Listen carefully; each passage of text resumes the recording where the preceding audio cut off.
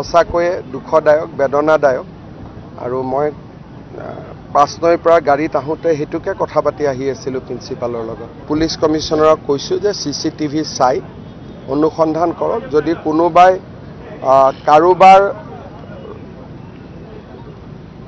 দায়িত্ব ভাল কৰি নকৰাৰ কাৰণে ঘটনা হ'ল তেতিয়াহ'লে আমি কঠোৰ ব্যৱস্থা গ্ৰহণ কৰিম।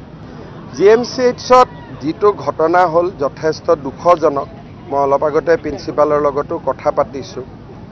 এনেকুৱা ইউজুৱেলি নহয়, তাতে CCTV আছে, গতিকে মই পুলিচকো কৈছোঁ যে CCTV পৰীক্ষা কৰক আৰু এখন তদন্ত কমিটিও প্ৰিন্সিপালে নিৰ্মাণ কৰিছে আৰু যিটো সন্তান কেঁচুৱা আমাৰ মাজৰ পৰা আঁতৰি গ'ল আমিতো উভতাই দিব নোৱাৰোঁ, কিন্তু পিতৃ মাতৃক যেনেদৰে সান্তনা দিব পাৰোঁ মই চেষ্টা কৰিম আৰু বিষয়টো সঁচাকৈয়ে দুখদায়ক বেদনাদায়ক আৰু মই 5 নৈৰ পৰা গাড়ীত আহোঁতে হেতুকে কথা পাতি আহি আছিলোঁ প্ৰিন্সিপালৰ লগত। তেওঁ ক'লে কোনো বেছি পেচেণ্টো নাছিল বিচনাখনত, কেনেকৈ পৰি গ'ল তেওঁলোকেও অলপ আচৰিত হৈছে আৰু বোলে বহুতকেইটা বাচ্চা আছে পৰি গৈছে তেতিয়া বুজি পায়, তাতে 26টা বাচ্চাই আছিলে, গতিকে বেছিও নাছিলে।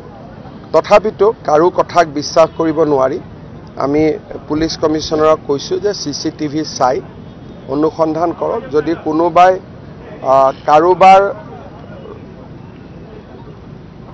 দায়িত্ব ভাল কৰি নকৰাৰ কাৰণে ঘটনা হ'ল তেতিয়াহ'লে আমি কঠোৰ ব্যৱস্থা গ্ৰহণ কৰিম।